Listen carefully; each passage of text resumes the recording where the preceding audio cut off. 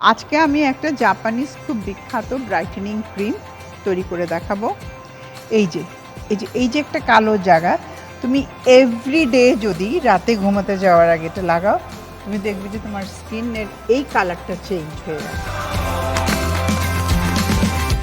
আমন্ত্রণ জানাচ্ছি স্যান্ডেলিনা রূপকথায়। সঙ্গে আছে আমি রাহিমা সুলতানা রিতা। আশা করি আপনারা ভালো আছেন, সুস্থ আছেন।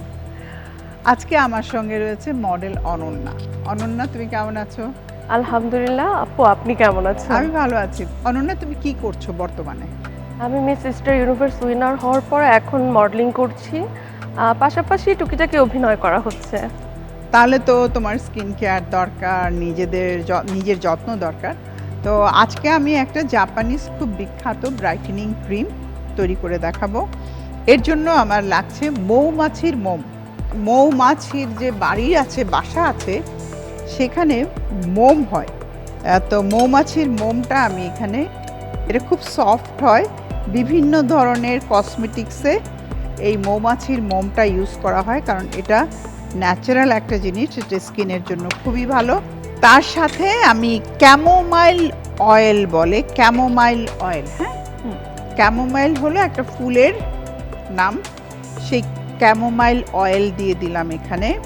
এখন এটাকে নিচে হিট দেওয়া আছে, আমি খুব ভালো করে এটাকে একসাথে অ্যাডজাস্ট করে নিচ্ছি।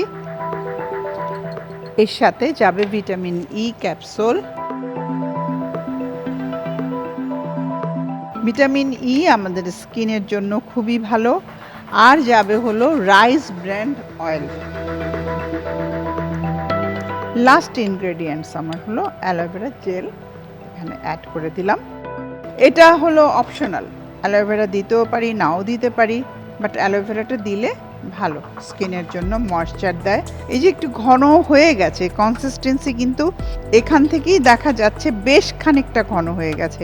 এটা কন্টিনিউয়াস নাড়তে হবে, বেশি হিট যেন না হয়, এইভাবে তৈরি করবেন। করে আপনারা কন্টেনারে রেখে দিতে পারেন, 1 মাসের জন্য বানিয়ে আপনারা রাখতে পারেন। আগুনটা অফ করে দিচ্ছি, আগুনটা আমার লাগছে না। আমি এখন ক্রিমটাকে কাচের পাত্রে স্টোর করে নিচ্ছি। এই দেখো, অলরেডি জমা জমা একটা ভাব চলে এসছে। এই ফ্রিজে রাখলে এটা একেবারেই ক্রিমের যে কনসিস্টেন্সি থাকে, সেই ক্রিম কনসিস্টেন্সিতে চলে আসবে।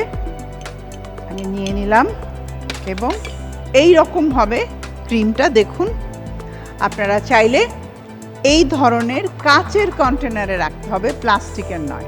এটা একটা জাপানি ক্রিমের ফর্মুলা। চলো,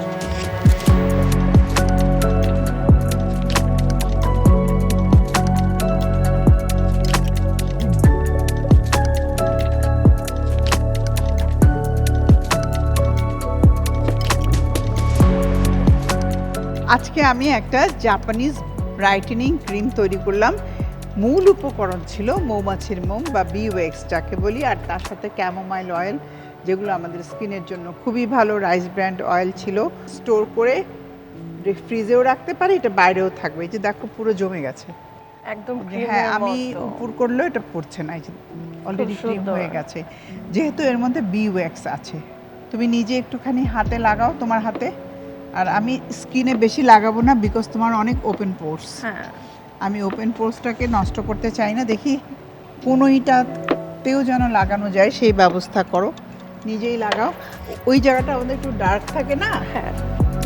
এই যে একটা কালো জায়গা, তুমি এভরিডে যদি রাতে ঘুমাতে যাওয়ার আগে এটা লাগাও, তুমি দেখবে যে তোমার স্কিনের এই কালারটা চেঞ্জ হয়ে গেছে। আর স্কিনটা সফট হয়ে গেছে, কারণ এই জায়গাটা আমাদের শক্ত থাকে এখানকার স্কিনের চাইতে।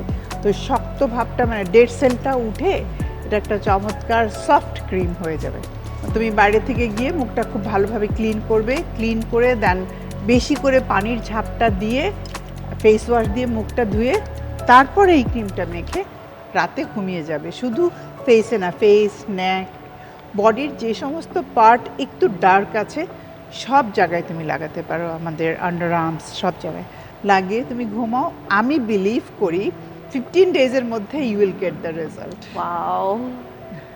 তোমাকে অসংখ্য ধন্যবাদ স্যান্ডেলিনা রূপকথায় আমাকে সাহায্য করার জন্য। আপনাকেও অনেক ধন্যবাদ ম্যাম। আর এই প্রোগ্রামে ডাকার জন্য ধন্যবাদ, আমার অনেক ভালো লাগছে। ভালো থাকো, অনেক দোয়া রইল আমার। প্রিয় দর্শক, আশা করি আপনারা এই যে ব্রাইটেনিং জাপানিজ ক্রিমটা বাড়িতে তৈরি করবেন, রেগুলার ইউজ করে নিজেরা ব্রাইট হয়ে যাবেন। আমাকে জানাতে কিন্তু ভুলবেন না। সবাই ভালো থাকবেন।